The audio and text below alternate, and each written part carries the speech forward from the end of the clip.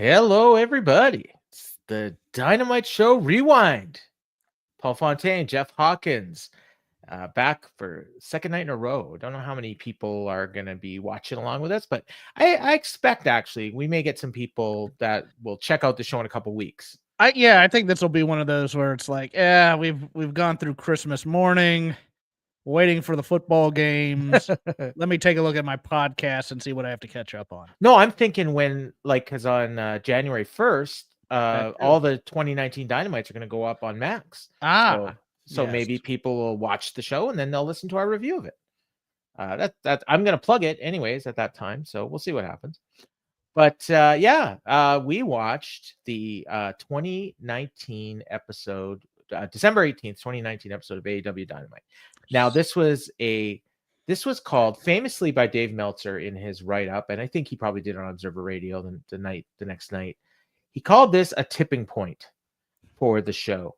And his exact quote was, "I could see this was the tipping point for a lot of people, and watching it felt like when I'd watch Nitro and know they were driving away customers."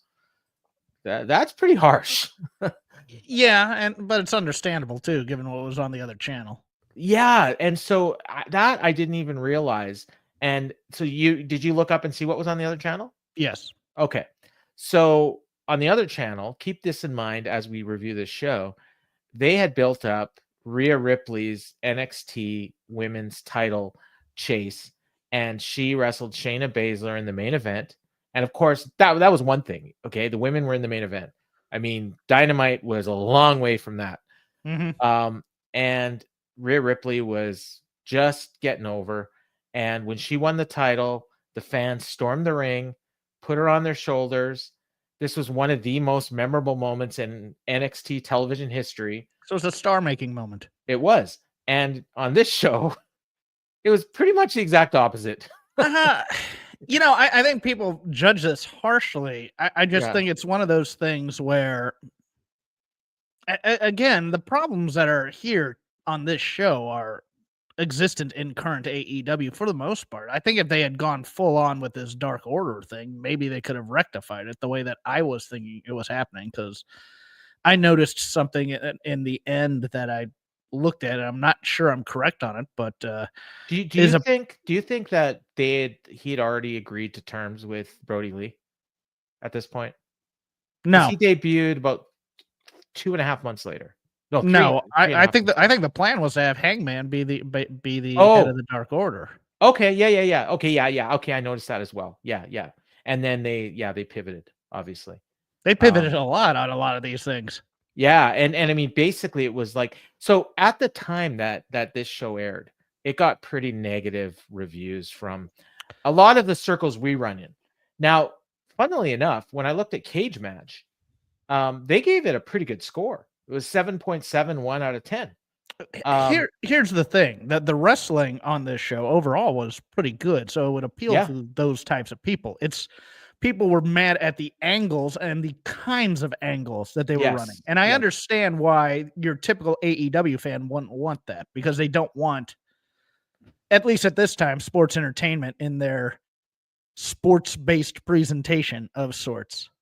Yeah, I can see that. And as I'm watching, it's like, oh man, this match was really good. And then we do the post-match, and I'm like, okay, what the hell was that? But even more interesting is, like, they are going through quote unquote dream matches and burning storylines that they could very easily be doing for weeks and months on end, building up to pay-per-views in the pursuit of this is a dream match. Okay. Yeah.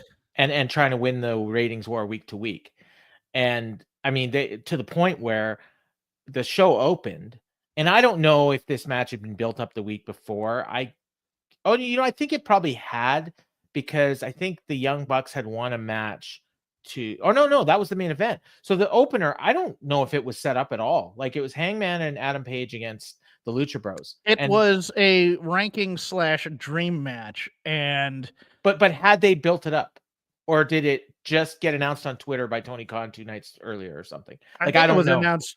I think it was announced on Twitter because Hangman and Omega had been in a tag match the week before. Okay.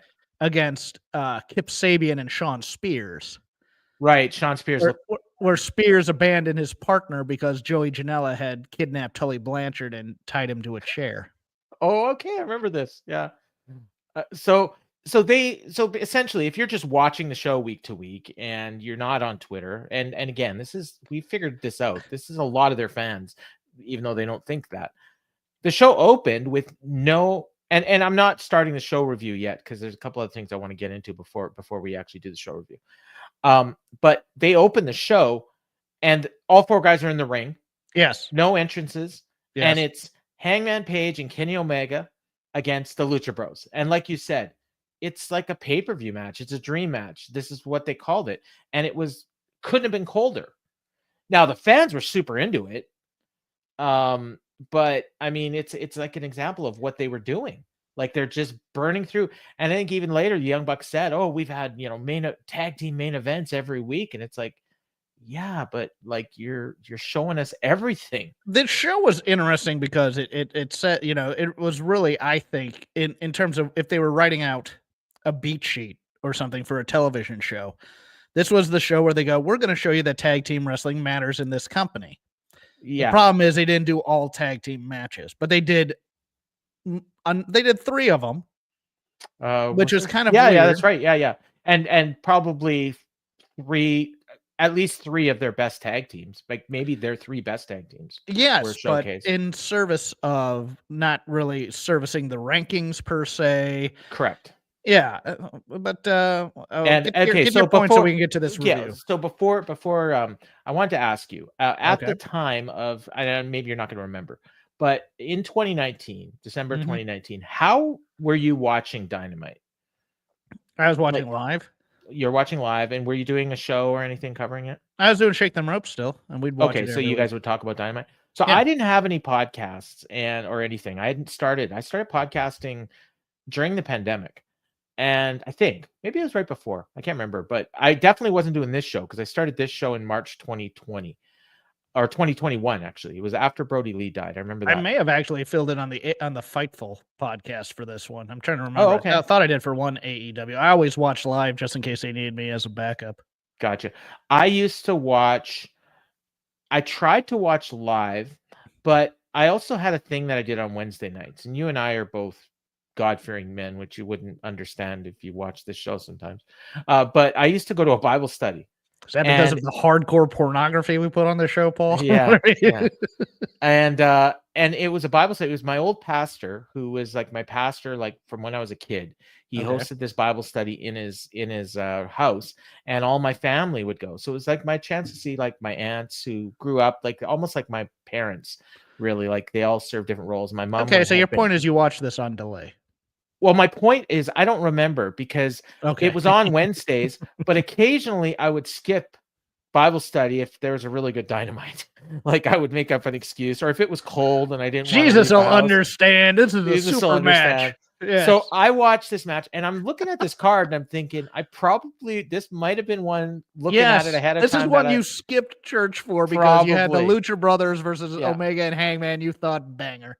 And I was so down on WWE at the time. Like it would sit on my PVR sometimes for a week, maybe 2 weeks. Oh, main roster was dreadful at this time. That's why I was watching AEW, because Voices of Wrestling had an AEW podcast that they were trying to start up, and they were mad at me for doing AEW, and I kind of told them, you got to understand, guys, I've been at Voices long enough where this is a me show. This isn't a brand show. I don't have that territory. I do. I was kind of a jerk about it. Maybe not. I don't know. I think I was nice about it, but it ruffled some feathers because the assumption was that Shake Them Ropes was a WWE show. So now I did like NXT, but the problem was, I think at that time we didn't have NXT on TV here. We had to watch it on the network, and they didn't always upload it right away. So I couldn't watch it. I think it was 24 hours later it would air on the network. Now we do have it's a channel, so we could DVR it. But if you didn't watch it on the live stream, like it wasn't even archived. Like it was really weird. It was hard to watch NXT back then when it got on TV. Eventually it got on Sportsnet, just like Raw and SmackDown. But there was I think about a year where it was hard to watch. And I really enjoyed NXT. Like, I liked AEW more, but NXT was really good at the time because they were in a war, right? And as I mentioned, it was Rhea Ripley and Shayna Baszler on the other channel, as well as Adam Cole and Finn Balor was on that show as well. And Finn Balor was the main roster guy that they had sent down to NXT, and Adam Cole would later be brought to AEW and stink up the joint. He's been horrible. I'm sorry. But yeah, so the other interesting thing about this particular week, and probably because of that main event, this was the first week. It was the 12th episode of AEW Dynamite. And this was the first time, and I believe the only time until this year, maybe it was last year, when AEW and NXT went head to head and NXT beat them in the key demo. And they did a 0.27, which, it's, quite a bit more than what they're doing now, but not, it's funny. Like, the overall viewership was, I think it was like 724,000 or something. Like, it was right around what they did this week. It didn't matter because I know all anyone talked about was a demo. The discourse was all about the demo and how that affected ad rates and you're too stupid to know anything and blah. But blah, the funny thing is, I'm reading the Observer. Not once in his ratings breakdown did Dave mention the 18 to 49 rating. It was the total viewers, and he talked about 18 to 34, and he talked about 35 to 49, and he gave the total viewers in 18 to 49, but he didn't give the rating in 18 to 49. So I remember when I was doing, it wasn't until around 2020 when everybody wanted the rating. So I had to go back onto my charts and do retro work to try to figure out what the ratings were on these particular weeks. And I have them all now. So they did a 0.27 NXT and AEW did a 0.25. I kind of agree with Plethора's comment here. It was somewhat hard to watch NXT because it was small wrestlers and you just knew, and it was good wrestling, but you knew Vince McMahon had no interest in any of these guys. Like they were, I forget at what point in Johnny Gargano's journey this was in 2019. Was he still hot as hell babyface? I don't think so because he turned heel during the pandemic. Okay. Yeah, because they had the way. So this is before the pandemic. Correct. So I think this was, and Adam Cole had taken over. I think he was a champion already. All right. So this is after Gargano Ciampa. But yeah, he's right. That was the other reason it was hard to watch NXT because I just thought Johnny Gargano was miscast as a heel during that time. Well, and the other thing is you just knew that none of these guys had a chance. Yes, on the main roster. In Vince land, you didn't have a chance. I'm basically repeating Plethора's comment. But yeah, it's true. So if you're watching it as a developmental, and this is why when they switched to 2.0, then that would have been, I think it was 2021, late 2021, so about 2 years after this. Yeah.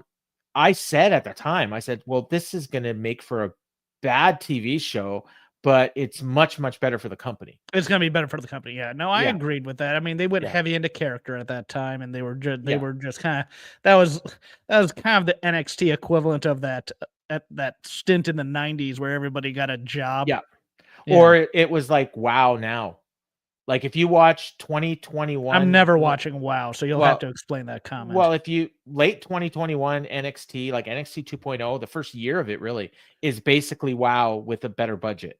Like it's, I mean, if you watch WoW, it's literally like it's colorful like NXT. It's got these fans that look like that I think are actually paid to be there, and they're reacting strongly to everything, but I don't know why.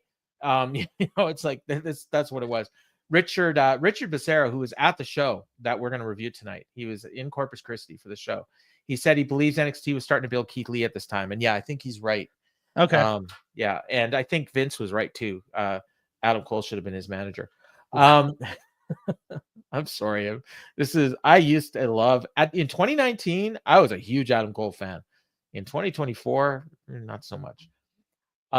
All right, I think that was all the talking points I wanted to get out of the way before we started the review. So if I think of anything else, we'll get into it as we go on. But I didn't take any notes, but I do have the December 23rd, 2019 Observer.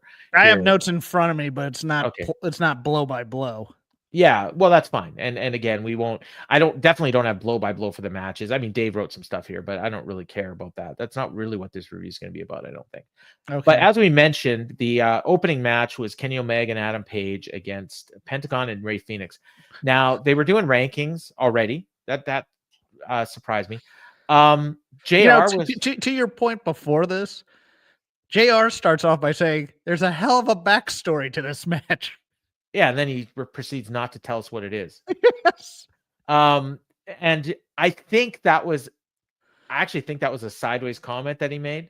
No, it was because I think they announced this on Twitter the week before. Oh. I think that it was a snide remark. Yeah, exactly. That's what I'm saying. Yeah, And JR was all about the snide remarks in this all night. And I don't know how he's both try hard in that he's trying to establish because this is about the time where everybody is really dogging him for his commentary. He can't have done more than 3 more episodes after this.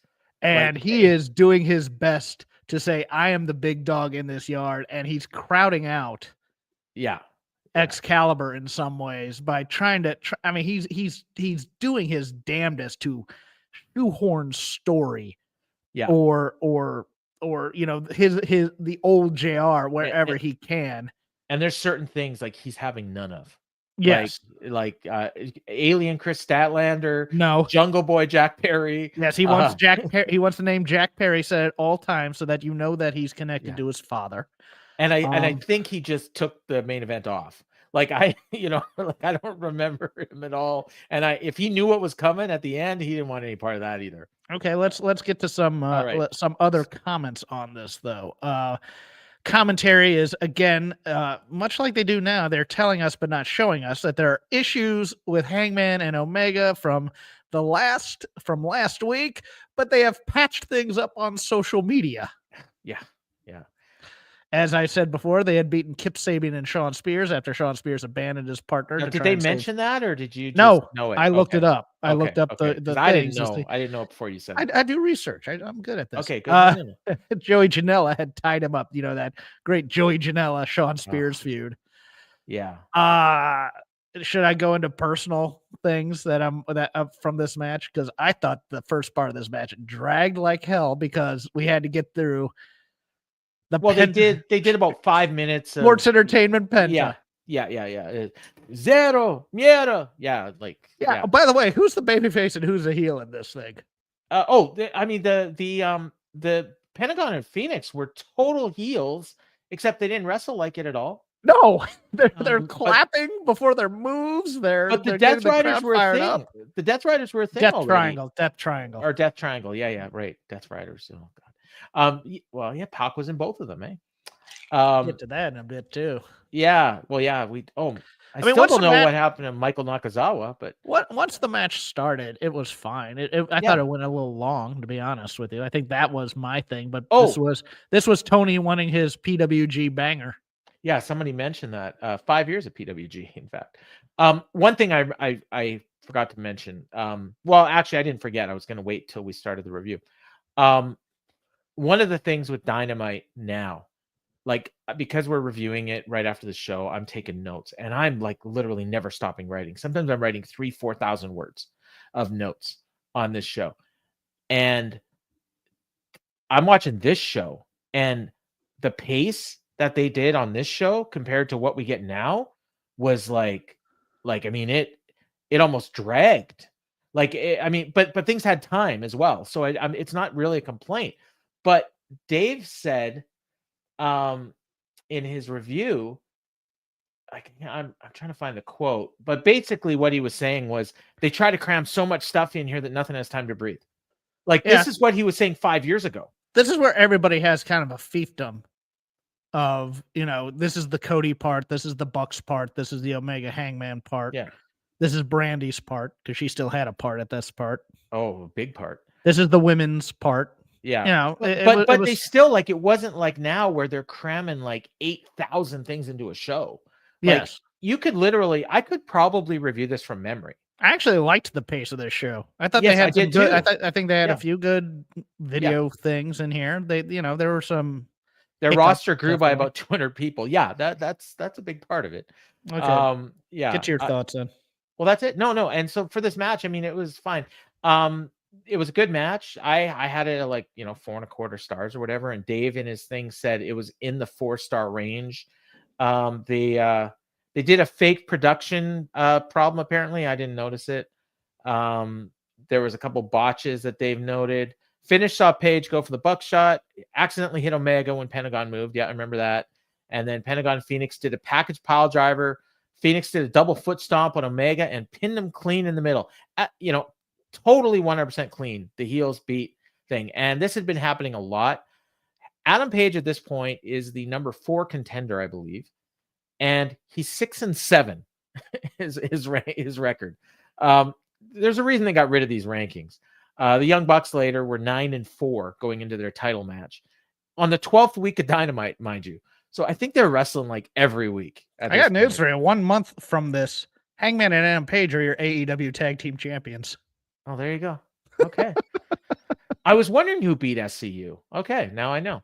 I actually like watching this. I actually thought the Young Bucks might win. Like I didn't know. I really didn't know. I didn't remember who won. I remembered the angle, although I didn't remember all of it. Let's wait for that. We won't get into it. So after the match, we go to backstage and Pac's cutting a promo on Kenny Omega, and then he sneaks into a room and he sees Michael Nakazawa with his back turned. I assume it was Michael Nakazawa. We never saw his face. They told us it was him. Excalibur said, "That's Michael Nakazawa." Yeah, and it's like, so for those that weren't around AEW at the time, this was Kenny's friend from Japan who was a comedy, like DDT style wrestler that soaked himself up in body oil and had disgusting matches where he stuck his face into guys' naked crotch. Like this dude, it's just horrible. And Kenny just got him a job and put him on TV every week. Mm-hmm. So he's in this room all by himself. Pac goes in. By the way, just as an aside, in the early days of AEW, there's a lot of the Kenny wants them on TV type of acts. Yes, including the Women's World Champion.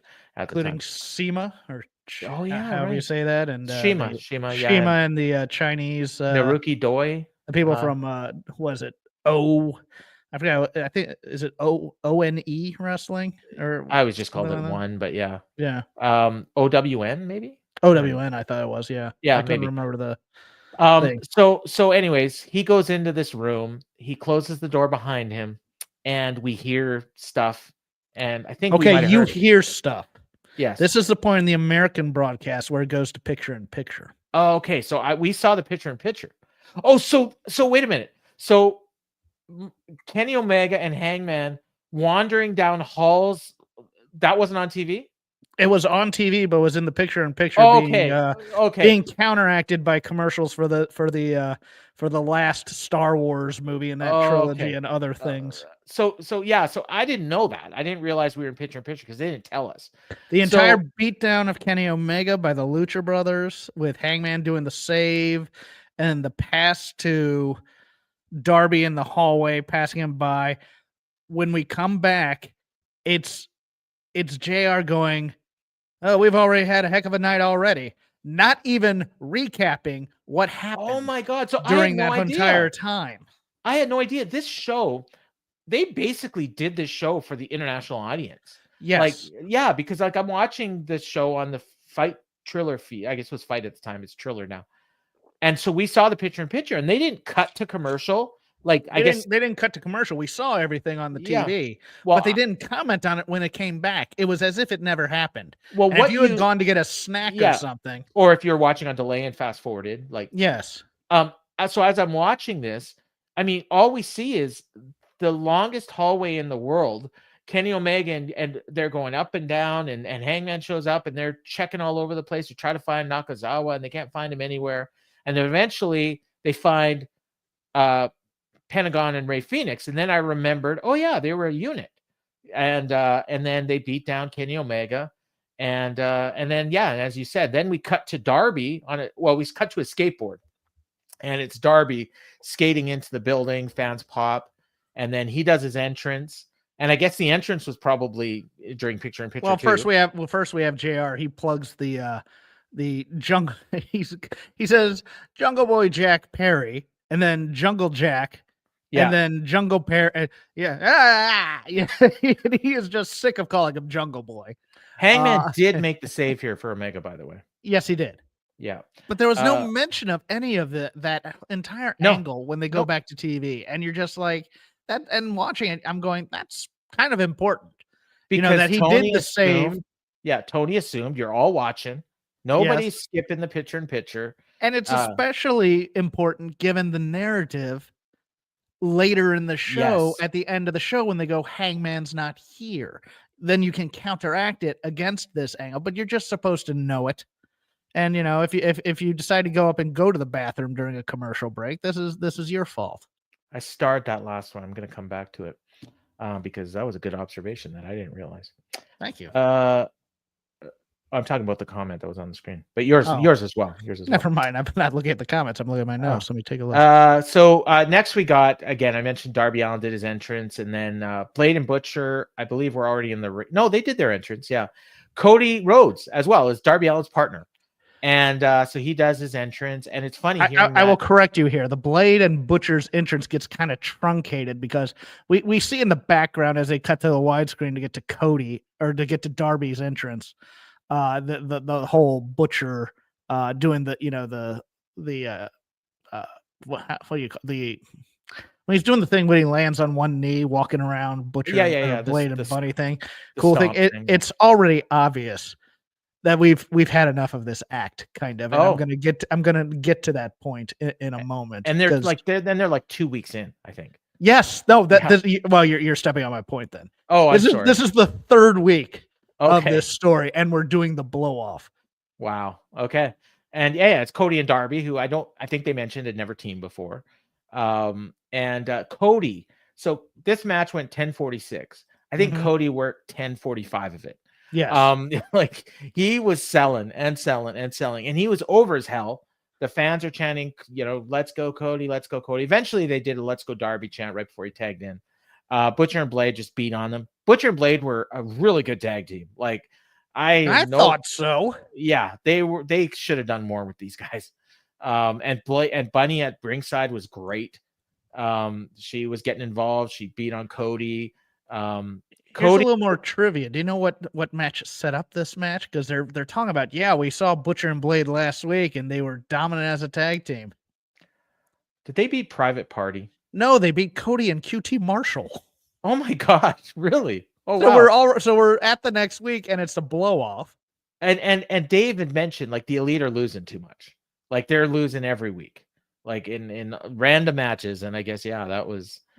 But the story, as JR tells us, because we don't have him out here, is that MJF has pawned the watch that Cody gave him, that he gave everybody at that one time, I think. Have they split up yet? MJF has teamed with Allie to bring in the Butcher and the Blade. To beat up Cody Rhodes, and I think there's some confusion as to what watch he was talking about, because then Excalibur brings up, that Dynamite Diamond ring. And it's like, had he won the Dynamite Diamond ring the week before? He had already won the Dynamite Diamond ring. And I don't remember, maybe I fell asleep. In fact, I think I did when I was watching this. So I don't remember hearing MJF's name once on this show. So I guess they talked about him here. They talked about him here. I think if MJF is responsible for Butcher and Blade, he should be out here. Oh, did you know that there were stiffs in this match? I'll get to that in a second. But because later in the next few weeks, MJF and Butcher and Blade tag in 6-mans. Well, it's so weird, but yes, the stipulation is if Darby and Cody win, that Cody will give Darby Allin a rematch for his TNT title because of the time. No, they weren't. He wasn't the TNT champ yet. They were just having a match. The TNT title didn't come in until the pandemic. I don't believe. Well, Darby wanted a rematch with something. Yeah. Because they wrestled on the first show. Okay. And they went to a draw. Gotcha. Remember that? Yes. Yeah. Everyone was like, "What the hell? Why is Cody drawing with this guy we never heard of?" And it's like that was actually good booking. So Cody and Darby won, and so now Allin gets a singles match with Cody. Yes. I assume it might be on the next show, but they did not promote the next show very well on here either, which is a problem. And in the JR department, has no interest in calling Allie the buddy. Okay, so So was he calling her Allie? Wanted to call her Allie. Allie, what have you done ever since you got your haircut or whatever? And Tony's just trying to move on, going, this is a new character. We need to stop this. Yeah. And of course, JR loves himself, the Butcher. Yeah. Well, the Butcher was awesome. Oh, he was awesome. So we get next up, we get this entrance. And so first off, we get this person coming into the ring. And this, I thought at first it was Thunder Rosa. And they said her name was Miranda Alizé. Oh, you skipped the Jack Perry hype video. Oh, did I? Okay. Well, it's not in Dave's recap here. Okay. So was this the one? Was this the one where he's training and he's wearing like a COVID mask? No, he's not wearing. He's not wearing the COVID mask. He's wearing the altitude mask. Well, it looks like a COVID mask. It does look like a COVID mask. He's 3 months before COVID. He's working out at my local 24-hour fitness. Okay. But it was odd because I'm watching this and it's like, did he have ESP or something? And showing him running up and down Laurel Canyon Boulevard in the Hollywood Hills. I took some pictures and they're in the Discord if you want to see them of Jungle Boy with no clothes on and a mask covering his face. And it was something. I mean, they were pushing him hard on this show. So good for them. So I think we went to break at some point there. And so, so at different times during this show, it was quite obvious there's commercial breaks because they would just randomly start showing signs in the crowd and they do like 2 minutes of it. I didn't get those. No, you wouldn't have got it. But there was like nothing. Like there was no commentary. There was no music. It was just dead air and a bunch of signs. And it was like, okay, and then there was another time when you had Justin Roberts actually calling out a lot of the signs and the t-shirts and everything. So that was kind of cool. And then later on, we would get the Sammy Guevara with his signs. And that was something I missed. I used to love that. And I would actually stick around for the picture-in-picture when those happen. So we get Miranda Alizé. Yeah. And then we get Miranda Alize. So then we get this entrance and it's like this music starts. And it says, there are 8 million ways to die. And this is one of them. And she's one. Yes. And she's one. And then they cut to this wide shot of this huge person on the top of the ramp. And I was like, is this Nyla Rose? And then it's like, no, they did a focus and it's Awesome Kong. And I'm like, oh no. and then it's like, because I saw Brandy coming down and I'm like, I loved the staging of this. The staging entrance was awesome. The entrance was awesome, but I'm going, oh no, because it's the Nightmare Collective. Like and I'm having flashbacks. Yeah, and I'm here. I'm gonna be here to kind of soften a little bit of the criticism of the Nightmare Collective. Because there's one big problem with it that we'll get to, but yes, it's the fact that they are heels after Cody just had a babyface match. Well, no, I'm not even talking about that. That's one of those. I'm here tonight. So Paul Fontaine to be a Brandy Rhodes Eden Styles apologist. So they go to the ring. Obviously, Miranda Alizé gets squashed, and Awesome Kong can barely move. Like inset promo by Brandy where they forgot to turn her mic on. By the way, oh yeah, because you can hear the echo in the in whatever hallway they filmed this. And she had a lot to say about that later. But yeah, so she squashes this Miranda person, and then she like literally like she does her finisher. She can barely stand up. Like I think this might have been her last match. And then somebody's oh no, that was later on when there was somebody. They had somebody else at ringside who was bald, and I'm like, is that Serena? And it's like, no, it's Melanie Cruz. I'm like, who are these people? Like, I watched Dynamite. And if you also remember, they had Dr. Luther in the inset. Yes. Yeah. They showed Dr. Luther. And I think this might've been his first appearance because Dave says the bald guy in the Nightmare Collective is Len Sinclair, who is former FMW star Dr. Luther, longtime friend of Chris Jericho, who, as you pointed out earlier, got him a job. I was aware of Dr. Luther from Wrestling Retribution Project. He was the main bad guy in the finals against Kenny Omega in that. I go back to the West 4 Wrestling Alliance. Nice. Yeah. I saw. But JR and Tony totally bury this whole Nightmare Collective and taking the hair thing and throw it to Excalibur to try and justify it. And I am here to say that if JR and Tony had just played it straight, instead of going, what does it all symbolize type of thing, just be disgusted by the fact that she's taking a piece of her hair and she takes a trophy after everybody she beats. It would have been a far less of a negative backlash, I think, by a lot of fans. But the fans, and not necessarily all the fans, but the fans and the people working for this company were like, this isn't the kind of thing. This is just basic pro wrestling. It's not necessarily sports entertainment crap. It's just basic pro wrestling to build a monster heel. And I just did not understand. I mean, I got it in some respect because I think a lot of it came from, well, Brandy has somehow forced her way onto TV. I'm here to tell you, she kind of deserves some TV time because she quit a job she could have had for life to come to AEW. So I'm one of those people that I'm an apologist for that reason. Are you up for a conspiracy theory? Sure. I think that Tony Khan may have been quietly burying this to Excalibur and Tony Schiavone, and that could have had something to do with the division between Cody, Brandy, and Tony that led to Cody's departure. I'm here to tell you that I think that's partially true. Okay. I am here also to tell you that the other person bearing this to Tony Khan was Kenny Omega, who was running the women's division at the time. Yes, because he was afraid that, how are we going to do an Awesome Kong Rio match?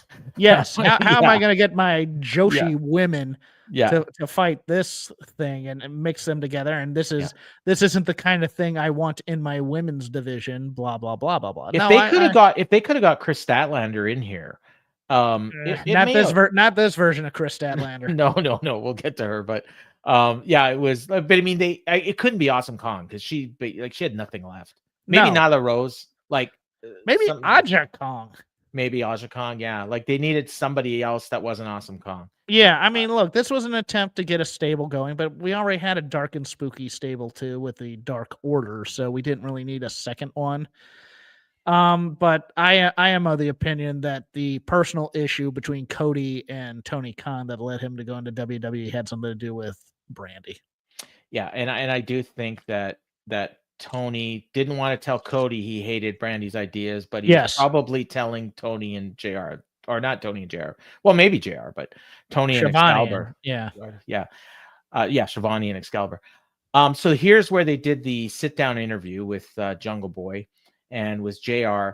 Now, Jungle Boy here, his promo was not great, but JR held the segment together. He had such a thick SoCal accent here. Yes, he did. Yeah, and it was fine. I mean, he was your 25-year-old baby face. I don't know how old he was here, but it's this goes back to the territory days. This was just building up your baby face that he's not anything now, but keep an eye on him because a couple of years from now he's going to be something. Well, a couple of years from now he's a TNT champion, so whatever. Or I guess he's not anymore, but he was, and not looking anything like he used to. He was the very definition of a baby face here. Very, very young. He talked about, his dad, talked about how his dad was a huge fan of Dusty Rhodes, Ric Flair, WCW. They bonded over wrestling, started training when he was 13. We didn't get that part on really? The show I watched. No, here's what I got. It's there's Chris Jericho the man and Chris Jericho the legend. I'm aware of the pressure and greatness. And then JR goes, "What is your father? What do you think he'd think of this?" Well, when we were sitting there, we talked about this moment many times, and that was about it. We didn't get the Ric Flair. Oh, you know what? Sorry, this is just Dave giving us the backstory here. I'm sorry. Of course it is. Yeah. Dave will do an aside that starts from the creation of Earth up to that moment right there.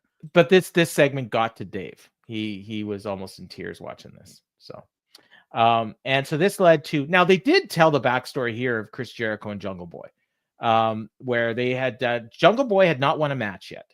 And Jericho was making fun of him and said, you couldn't last 10 minutes in the ring with me. This is a classic angle. I think the first time was it Ric Flair and Jerry Lawler in Memphis? And Tony was a big fan of the angle. I should look here. I'm sure Dave would have mentioned it. I remember the Ric Flair Tim Horner one. It was Ric Flair and Jerry Lawler, August 14th, 1982. So it was exact duplicate of that. So they do this match. Jungle Boy comes out with Marco Stunt and Luchasaurus, and whoa, No Baltimore. Yeah. No. And Jericho comes out to Judas. Fans are not singing along. He is a total heel. I think the sing along started about a month later on the Jericho Cruise. So he was still, people liked him. Like, he had some fans bowing and stuff, but he was a heel, and he was doing his best to try to get booed. And Jungle Boy was a great babyface. He had his mom, his sister, and his grandma at ringside. And they would show up. JR with the Liz's here. It's like, oh, geez, JR, why are you doing that, man? Yeah. Again, he didn't want to call. If he said Jungle Boy, he always made sure to say Jungle Boy Jack Perry. Yes. And sometimes he would just say Perry. This was a hill he was going to die on. And he ended up dying on it, actually. So they had this match. It was a really good match. They got to so Jericho got the walls on with about 90 seconds left. Jungle Boy was struggling. This was like a New Japan young boy trying to get to the ropes while he's in a Boston Crab, and time ran out. And the ref called for the bell. Jericho thought he won. They announced that, Jungle Boy lasted the 10 minutes. So technically he wins, although later they would confirm it was a draw. And then Jericho asked for 5 more minutes, and Jungle Boy is all for that. So then they start wrestling again, and Jericho gets a couple near falls, and then Jungle Boy comes back and he starts to take over, and Jericho's, no, I had enough of this, grabs his belt, leaves, and he gets counted out. Except later on, because I know what happened. People were on Twitter wondering if Jungle Boy beat Chris Jericho, and Tony Khan had to get in Excalibur's ear and say, tell him it's a draw, because halfway in the middle of the main event, Excalibur's just going on and on about the Jungle Boy Jericho match, that it's a draw. It's officially a draw. I'm being told right now that it's a draw. Just so you know, the 5 minutes were not official. He said so. It doesn't matter. It was a non-title match. I didn't understand this booking at all, to be honest with you. Oh, well, I get. Okay, he survived the 10 minutes. Yeah. And we get the extra 5.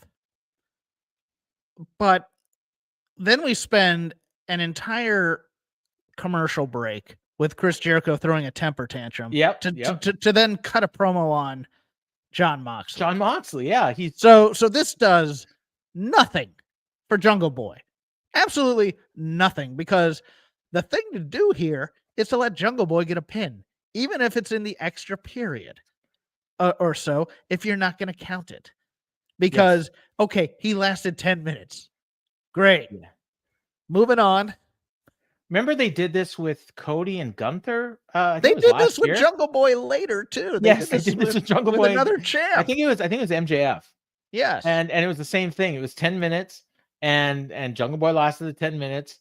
And then I think Jungle Boy has become the Tim Horner of this company, where he's going to be the young up and coming baby face for 12 And I years. remember at the time, people, oh my God, he got Jungle Boy over. And then it was like 2 years later, and Jungle Boy's in the exact same position. No, this was the period of time where Chris Jericho was quote unquote doing things for the young guys and didn't actually do things for the young guys.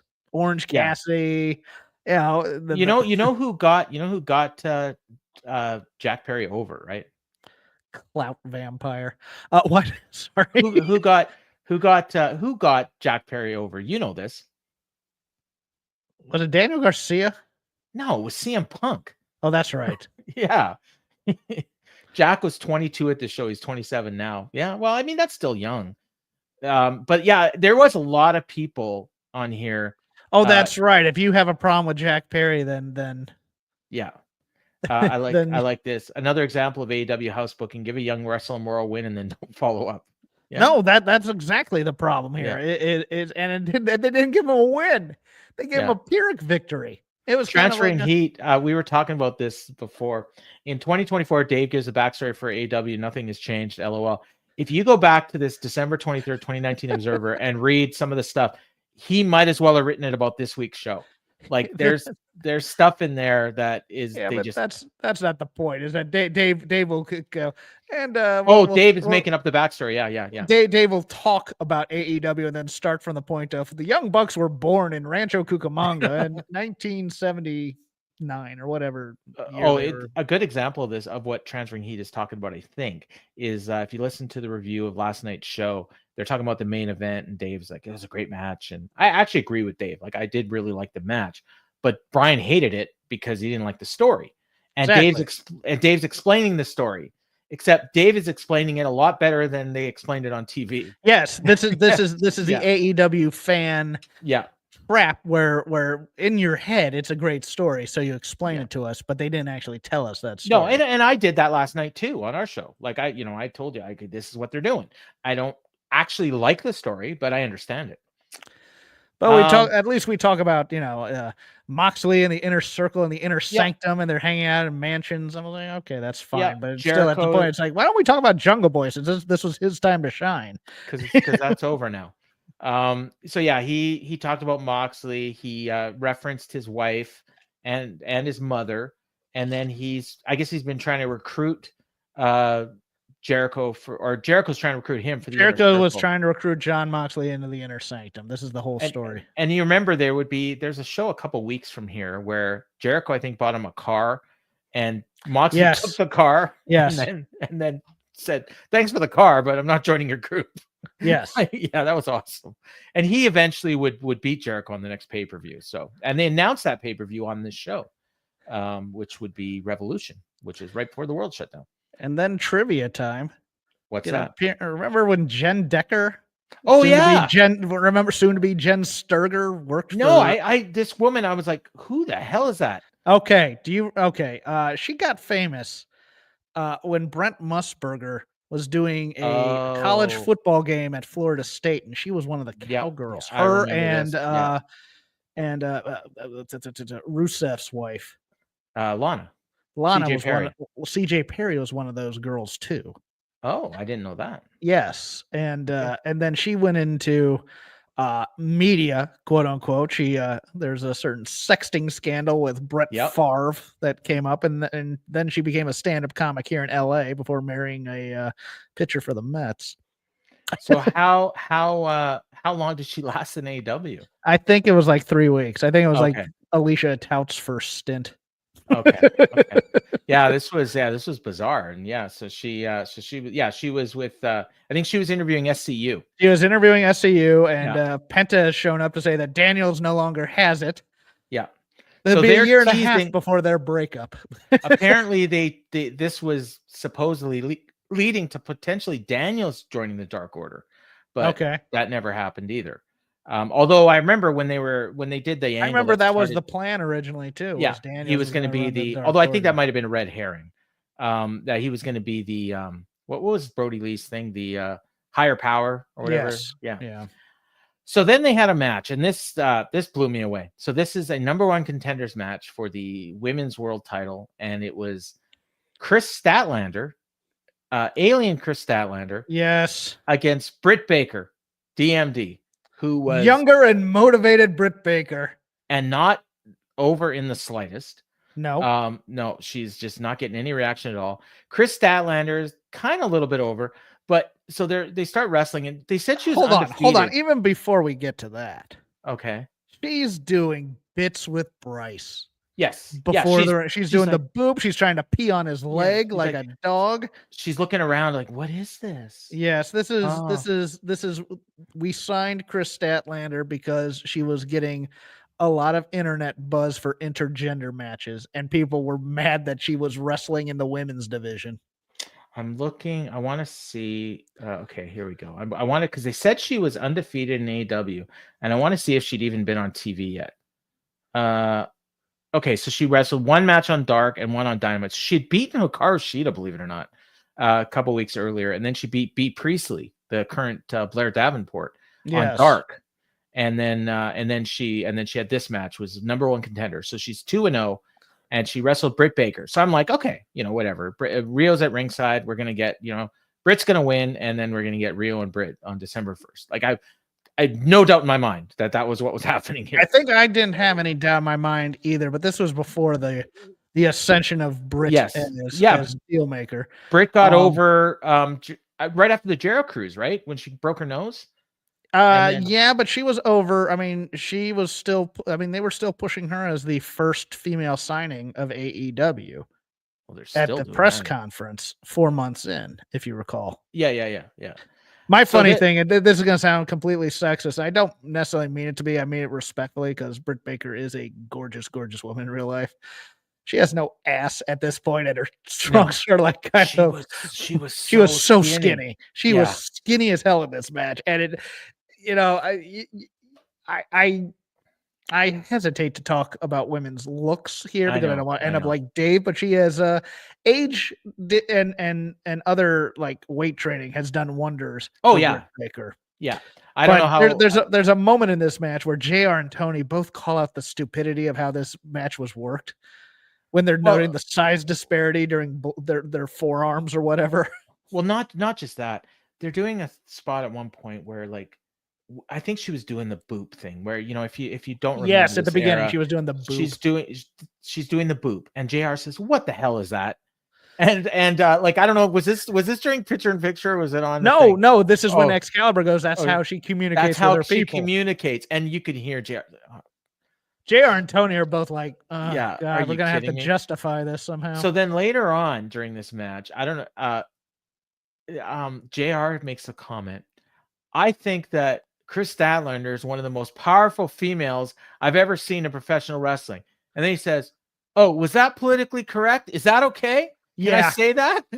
Like, so there's something. No, because no. He had gotten in trouble in weeks previous during women's matches for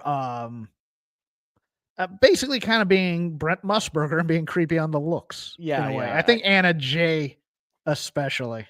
The one I think it was who in calls Anna herself Jay, the badass with the fat ass. He got mad at her. Well, he wasn't. It wasn't at that time yet. No, okay, but yeah. So yeah, it's like when Dave says how all that charisma of Mina Shirakawa. Yeah, all that charisma. Can you imagine JR commentating on that? Oh my god. So he was pretty much done here. Like, yes. Yeah. I mean, I bet you he didn't do Dynamite anymore after this. Because he was. They had a 2-week break after this, if you recall, a 2 or 3 week break. So I gotta read this. So Dave says here, Statlander again showed she had real potential and would power out of Baker's move because she was just so much bigger. Statlander won with the Big Bang Theory. So that was a freaking awesome finisher. And I liked it too. Yeah. It's too bad she doesn't use it. So he says, Statlander just needs more ring time to be a real superstar, but her alien gimmick is just stupid, given that's exactly what they should be doing.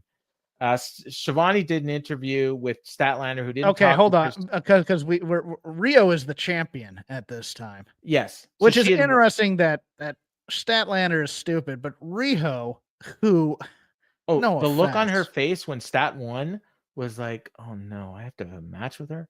Like that's like if you could read her face, that's what she was thinking. And here's what my commentary, because I went back and listened to what I was saying at this time reviewing these matches. I said there's a real problem here with the Joshi wrestlers wrestling the wrestlers like Britt and Chris Statlander, in that they are presented like athletes wearing athletic gear, and Rio is dressed up like a young girl doing a performance, and it's taking away from the quote unquote sport like presentation type thing that they want to project here. But there's that certain sect of Joshi fandom that is, well, this is what Joshi is all about, blah blah blah blah blah. It's like, well, it doesn't belong here in AEW, in my opinion. Yeah, well, but Kenny was a VP and he wanted it. Yes, yes, it does. But now it's angle time. Yeah, so they do this interview afterwards, and she won't talk because she's an alien. Doing the boop crap with Tony, and Tony's just like, why am I even out here? So Brandy comes out and she says, "I come in peace." And then Dave writes, "So I guess that's how you talk to aliens." Here's where the production snafu happened that I think you were referring to otherwise, because her mic wasn't working. This is again the second mic of the night where Brandy is not mic'd up correctly and she drops a GD bomb. I'm just like, get your goddamn shit together. She's kind of mad at this whole thing, but she is here to offer, because she had previewed it earlier, she's here to offer Chris Statlander a place in the Nightmare Collective. Yeah, and fans are chanting no, and then Statlander's about to do the boop, and then she pulls back and she goes like this. And then out comes Kong and Melanie Cruz. They distracted Statlander. Brandy hit her in the eye with her spiked heel shoe. Oh, this is what I wanted to bring up. Is that a Louis Vuitton? Yeah, but the way they frame this, they just spent 10 minutes telling us how big and strong and powerful Chris Statlander is. Brandy is towering over Chris Statlander. Yeah, she's wearing heels here, and that's a problem. But she and so this is kind of like with Sasha and Camille, where yes. And but I mean, she looked like she was a good 5 inches taller, and these heels weren't that much. So yeah, that was a bit of a disconnect. But so she hit her in the eye with the spiked heel shoe, and some woman ran out for the save, and I'm like, who the hell is that? Oh, I was ready for this one. Sadie Gibbs. Okay, let me explain this, because this is going to be fun for me, because this is one of those things where I was just baffled. Not only that, but let me backtrack for a second. JR just needs to sell the shoe shot. He doesn't need to make the snide remark about the brand or whatever for Brandy and bury this thing. He's being unprofessional at this point again, and this is why I'm happy he's no longer on Dynamite, to be honest with you. It was one of those things where it's like, just play it straight, JR, and you'll be fine. Sadie Gibbs was the focal point of the new talent for the women's division in AEW when AEW started. She had vignettes about she was a British gymnast, if I recall. Yeah, I'm reading up on the matches she had and everything. Yeah, no, but they were pushing her hard in the early days of AEW, because Tony, along with the people who were in Tony's ear, had this thing where they didn't want to hire known women from the American indies who had done like shots on WWE or NXT as enhancement talent, or had been seen a lot in TNA/Impact, et cetera, et cetera. They wanted fresh new faces, and Sadie Gibbs wasn't ready for prime time, but they were pushing her as the future of the AEW women's division. So she wrestled. She was on the original All Out. She was in the Casino Battle Royal. Yes, and then they did a match, and they like pulled her for like months. Well, no, get this. So they do a 4-way on AEW Dark. Emi Sakura wins over Ali, Penelope Ford, and Sadie Gibbs. Okay. Then on another episode of Dark, she teams with Ali, and they beat Big Swole. Remember her? Yes. And Mercedes Martinez. That was October 30th, 2019. Her next match in any promotion, February 13th, 2024. She disappeared for 5 years. Yes, she was. I think it was one of those things where she was frustrated.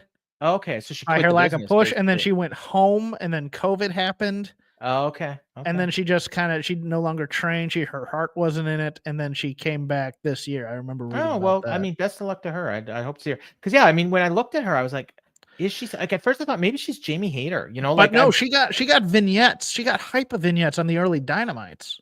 Okay, well that's interesting. So that was that was the last we would see of her, I would imagine.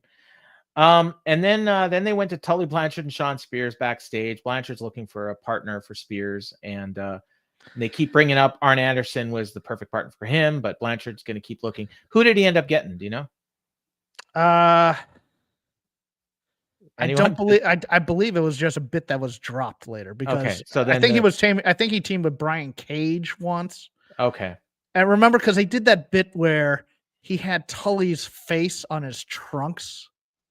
Oh yeah. At one time, and then how long after this did they do the like the group with MJF and him and Wardlow and that? That was a ways away. Pinnacle, right? That was a ways away, because FTR wasn't in this. For at least maybe 2 years. But again, bad miking on the thing. Tully at least saying that wrestling is about money, which made my heart very happy, and that tag team wrestling matters here. I was like, you're a big Tully fan. So well, I was optimistic about this angle, and it just never came to fruition, because they never found anybody that was perfect. I think they did it a couple weeks, and then Tony dropped the angle. I would pop so hard if all of a sudden Tully shows up in NXT and it's Josh Briggs, and they bring this angle back. He's the perfect partner. Well, now that Tessa's in TNA doing her tryout for NXT. Yeah, that's what that is, isn't it? It is. Yeah. So then we got to the main event, and it was Frankie Kazarian and Scorpio Sky, who are the AEW Tag Team Champions, SCU, over the Young Bucks. Now, they did a bunch of stuff in the commercial, and it was video packages, and like they were showing stuff. Okay, it was during the commercial for you because they did a Young Buck on American TV. They showed the Young Bucks talking about the tag team division. Okay, we saw that, and I'm glad you mentioned it because it's not in Dave's write-up. So I wanted to ask you, when you're watching this show, how much of it like did you like came back to you that, oh yeah, I remember that, I remember that, I remember that. A lot of it. Okay. This like I was watching that, still sore that the Hybrid 2 weren't bigger because they never gave Jack Evans the mic. Oh, I love them. But I remember this promo with the Bucks where they talked about how they're close friends and they're inviting them to Christmas dinner. Yes, and it's going to be awkward because we're going to take their titles and all this. Like, I actually remember this promo. I didn't remember a lot from the show, but I remember that promo for some reason. Young Bucks were so young. Like, they look 20 years younger in here. Did you think? Like, I mean, it's the beards is part of it, but I thought slightly younger, but I didn't think it was completely that. I mean, they still look like early 30s to me. Okay, I don't know. I just thought they looked really young.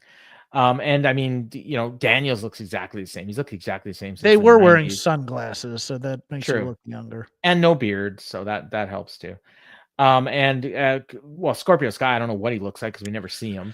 And let's pause for a moment here and talk a little bit about SCU, which I think was an opportunity, and also Scorpio Sky just in general. But there's a few things about this match before it starts that are driving me insane.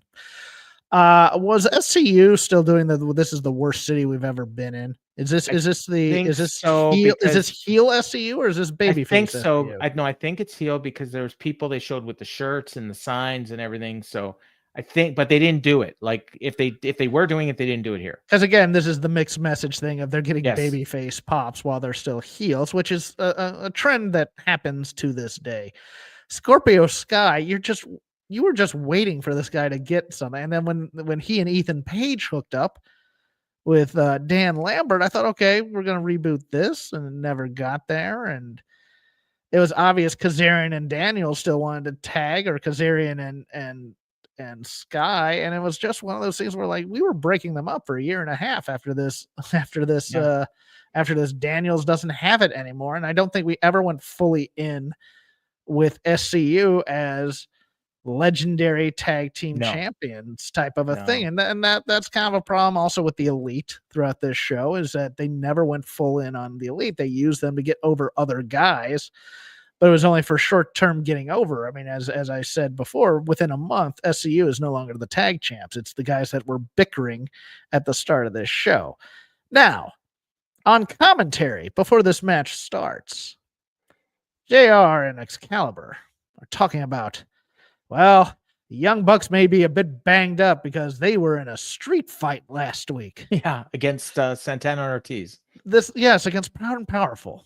Yeah. Can I ask you something, Paul? What?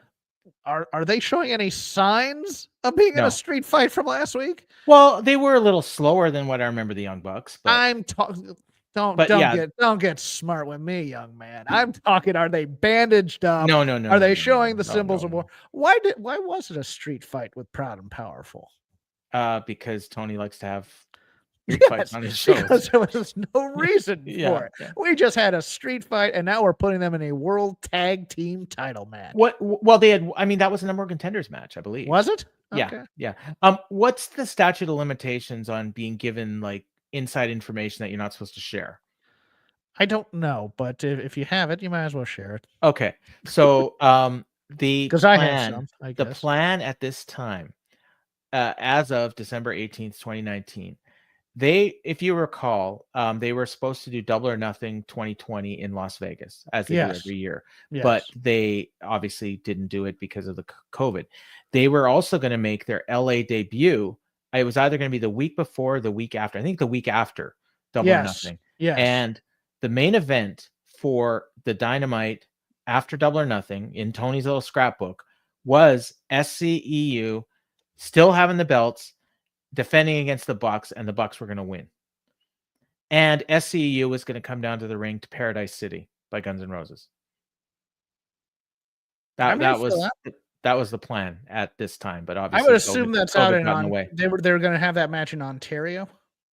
I guess I don't. It was that's considered the Bucks quote unquote home near. Yeah, I mean it was. I mean it was framed to me as L.A., but yeah, it easily could have been Ontario. It could have been Kia Forum too. Yeah, but yeah, that was the plan, and then obviously, and this was sent to me, and it was like January, of that time or whatever. And that would have gotten SCU mad over. You know that? Oh yeah, yeah, and I mean they would have lost the belts, but they would have been. Yeah, they would have been big stars. And Bucks, I mean, the idea was the Bucks. This was rock bottom. And this is what I actually liked about this. So when they did the angle at the end, like the whole thing was the Elite have been losing, and everyone's complaining about it and everything. And to me, it was like, okay, this was rock bottom for the Elite, and 2020 is a new year, and we're going to turn things around. And that's where I figured the story was going. Now, in actuality, what happened was the company hit the rock bottom, and Tony decided, okay, I'm taking Kenny. You're not. The company had too many cooks. Yeah, and so Tony took over, and for better or worse, it was his vision from here on in. Right, and they had a couple really good years. In fact, I mean, this year was still really good. They just signed a $500 million television deal, so not too wrong with that. But so they had this match, and it was the Young Bucks going for the tag team titles. And as you may have figured out, Kazarian and Scorpio Sky retained. I had no idea who was going to win, and I assumed the Bucks were going to win. I honestly did. And then when they lost, then I remembered that information I'd been told. So, the finish was Sky hitting a TKO. Kazarian and Sky did their double team GTS called SCU later, and Matt Jackson got pinned. And Dave's immediate comment was, this was not the week the Young Bucks should have lost again. Because he loves his Young Bucks. And the match, Dave had the same feeling I do in a different way, is that the Elite should have been pushed to the moon to begin with to establish that AEW had stars in it. And I agree with him on that. Because most people watching did not know who the Elite were. Where I disagreed with Dave was the PWG every week being the secret to growing a fan base. I didn't think that was correct at all. No. So then the match is over, and the Dark Order, all of a sudden their music hits. Actually, at some point during the match, they put a little thing came up that said "Join Dark Order" with and the commentators just kind of went, "Oh, what's that?" Yeah, what was that? As opposed to. I sent to playing it straight. Yeah, I sent in an application. They never responded. That's a shoot, by the way. I actually did. So the Dark Order shows up, and then Excalibur, and then there's a bunch of people in masks around the ring, and then I had flashbacks again because I had blocked this from my memory. But Excalibur started calling them the Creepers. Yes. Like, oh my God! So they jump the ring. They start beating on the Elite, the Bucks, and the SCU, and then I'm just astonished. Everyone's coming down to make a save. Kenny Omega, he gets beaten down. Cody and Dustin, they get beaten down. I'm sure there are others. There's basically every babyface in the company except for Hangman showed up and made the save. And they pointed out that Hangman did not come out to make the save. So as I think, did you say it on air or off air that you thought that this was supposed to be leading to Hangman? You think it was? I said that here. I said that tonight, but let me go into that. So they said it was an initiation, and the two unmasked versions are the former Beaver Boys or Beaver Brothers. I forget their name on the Indies. John Silver. The Beaver Boys. Beaver Boys. Yeah, that was her name. Yeah, Beaver Boys. John Silver and Alex Reynolds. Yep. It went into, I mean, everybody online hated this, but I swear to you, Paul, there's a guy in there, the guy that's in there going again right next to Kenny, the guy that's really in shape. Yeah. I think that's Hangman under that mask. Okay. And I think they were eventually going to lead to him being unmasked in some way before they decided to totally get rid of it. Well, I actually kind of liked the idea because I was so sick of the WWE angles where people are taking over. I hate we're taking over angles where they don't take over. But the way that Excalibur was framing this was, we don't know how many creepers there actually are. Yeah, they just there were enough to overwhelm, and I was kind of here. to see where if they really went all the way through with it. Even because I get why people don't like Uno and Stu in terms of the act, because Uno's an IT guy who wrestles. I mean, and he looks like an IT guy. Stu like is Mick Foley with a mask. Stu is phenomenal. Yeah, and he was there. He was unmasked. But they are an act that. What was the? There was a PW. There was a Bola. Well, it was him and Mark Andrews. Oh, okay. Uno and Mark Andrews had just had a phenomenal emotional match in like a round of that. But it was one of those things where it's like, all right, it's cool. This is kind of a good use for them. Uno wears the mask. He's kind of creepy. He can wear the suit. He can be a good spokesman, and then he can be like the second banana for whoever's running the stable. I didn't mind it that much. I minded it in the vein of, we have this Nightmare Collective over here kind of doing the same thing. Do you think this was a Bucks angle? In terms of if this was their idea? Like this was their baby? Like, I think it was. I think it was. I think they were responsible for the creative on this. Yeah, because, I mean, it turned a corner after this. And they would be the guys to plug wanting to push Uno and Stu. Yeah, and Hangman as well. I mean, this was going to elevate Hangman. Yeah, I mean, if what you're saying is correct, and Hangman was under the mask, and I believe you're probably right. I couldn't tell because it looked. I mean, you didn't see a pony. There was one real tall guy too that was jacked, and that could have been Preston Vance. That could have been Preston Vance as well. Yeah, yeah, because he would unmask later, and it was it before or after Brody Lee came in? I think it was. It was after, because remember they had the interview with Preston Vance after he lost a match, and they gave him the mask and said, "You're number 10." Correct. Right. You're right. Okay. Yeah. So that was, but it was very shortly after. So yeah, this was all. Wait, where's he been lately, by the way? He's on ROH. Yeah, teaming with Griff Garrison. You give me 3 weeks, I'll make Griff Garrison the biggest heel in this company. Adam Copeland tried that already, and it could have worked, but.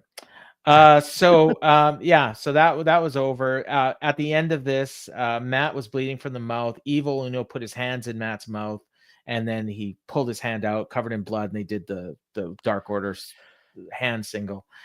And this is building to a major Young Bucks versus Dark Order program that Dave says, and I think we're still waiting for that. Yeah. Well, they did have that one Halloween match, if you recall, where the Dark Order won. Do you remember that? Is this the one where they dress as Ghostbusters? Yes. Yeah. Okay. And Hangman. And you got 15 minutes of Twitter fame because of how much you hated the reveal of Adam Page as Mr. Stay Puft Marshmallow Man. Yes, I did.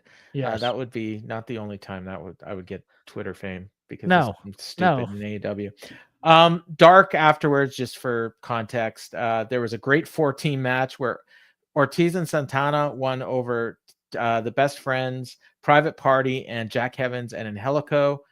Pac, who, as you may recall, kidnapped Nakazawa. We never found out what happened to him. Well, he came out with Nakazawa in Dark, and he was all beaten up, and he wanted a singles match with Omega.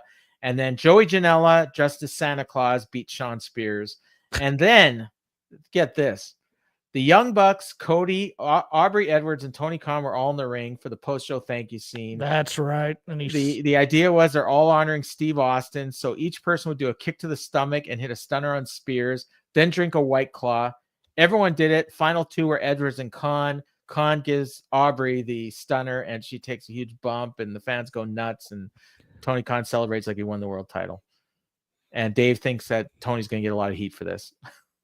I don't remember if it happened, but I don't even think people knew that this happened. No, I don't either. If this happened now, oh my God, we'd have video of it. Yes, we'd have phone videos and stuff like that. But even so, I mean, they misinterpreted how much internet reach was real. Yeah, although I mean, it would get out of control after a while, but at this point, it was still pretty thing. So overall, like I liked the show. I think. Again, there's stuff that they were doing, like they didn't do any promotion for the next show. None. Like literally none. Because it was 3 weeks away, and it was 2 weeks. I thought it was 2 weeks off, but it was only 1 week away. And it was Fight for the Fallen. No. Or wasn't it? Or it was that's this week. That's coming up. No, they used to do Fight for the Fallen in the summer. This was something else then. It was New Year. It was Homecoming. AEW Homecoming in Jacksonville. They were going back to Daly's place, where they would spend a lot of time in 2020. So that was January 1st. They took 1 week off for Christmas, and they're coming back. So the only match I think they had announced was Rio and Chris Statlander for the women's title, and that's it. And they didn't even plug it at the end of the show. Do you want to get to the starred comment, by the way? Did we? Oh yeah. Come up with that? Yes. So this is from Plethora. He says, is this episode the last time Cody has anything to do with the Elite on screen? I know they're supposed to do a Blood and Guts in 2020, but it doesn't happen. I maybe I think so too, and I think this is around the time where he has stopped being the Elite. Yeah, as well, and making appearances and on there. If you recall, my conspiracy theory, Brandy's angle is getting buried by the commentators. Yes, that may have come from above. I think there might also be a Marty Scurll thing having to do. Oh yeah, this. You know what? There were signs in the crowd. Where's Marty? And on this same weekend, they did ROH Final Battle. This is in the Observer too. Get this Final Battle. Josh Woods and Silas Young beat Joe Hendry and Dalton Castle. Kenny King beat Red Titus. Jeff Cobb beat Don Moff. Bandito and Flamita beat Marty Scurll and Flip Gordon. Vincent beat Matt Taven. Mark Haskins pinned Bully Ray in a street fight. Alex Shelley beat Colt Cabana. Maria Manic, remember her, beat Angelina Love. Dragon Lee beat Shane Taylor to win the TV title. Jay Lethal and Jonathan Grisham beat the Briscoe brothers to win the tag titles. And in the main event, PCO pinned Roosh to win the ROH title. That company died. We need to bring that back. Yeah. But that, like, what a mishmash of talent on that show, eh? Like that was just like, they're all still around in some capacity. Yes. More or less. I don't know whatever happened to Maria Manic. I remember she had a pretty good act. But it's pretty wild. But yeah, so I think they were trying to get Marty Scurll in, and then of course stuff happened. And then he decided to stay with Ring of Honor to become the booker. Yes, and then yes, the Me Too and all that. Yeah. So yeah, he should have probably signed a contract. At least he would have got paid. He still would have got fired, but at least he would have got paid. But I think there was a disagreement within the Elite about whether or not to bring him in. Oh, and probably Cody was on the other side of that one. I don't know that for a fact, though, so I'm just talking out. Yeah. Jason asked a comment here, and I don't know the answer, so I wasn't around Sadie. I don't recall. I don't. And you know what? She might have been a racial thing. I don't remember. She may have also been one of the people that spoke out in the thing. Don't quote me on that, but that may have had something to do with it too. Where part of why she quit. Like where she didn't want to be around the business.